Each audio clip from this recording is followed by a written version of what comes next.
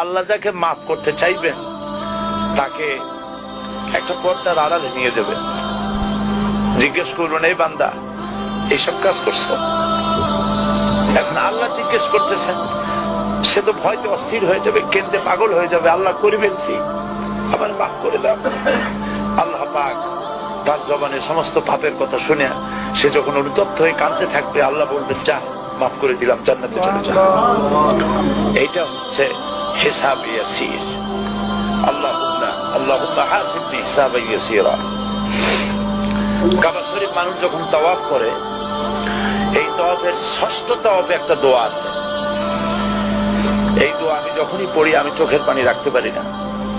ষষ্ঠ চক্কর একটি দোয়া আছে, দোয়াটা হচ্ছে, আল্লাহুম্মা ইন্না আলাইয়া হুকুকান কাসীরান ফীমা বাইনি ওয়া বাইনাক। আয় আমার রব, তোমার সাথে আর আমার সাথে অনেক দেনা পাওনা আছে, আর তোমার বান্দাদের সাথেও আমার অনেক দেনা পাওনা আছে। তা আমি তোমার বান্দাদের কাছে যে বিষয় ঋণী আছি, সেই ঋণ পরিশোধের জন্য তুমি আমাকে যোগ্যতা দাও, পরিশোধের তৌফিক দাও। আর আমার কাছে তোমার দেনা আছে, তা আমার কাছে তোমার যে দেনা আছে সব দেনা তুমি শোধ করে দিয়েছো। আমার চোখ দিয়েছো, মুখ দিয়েছো, কান দিয়েছো, স্বাস্থ্য দিয়েছো, বউ দিয়েছো, বাচ্চা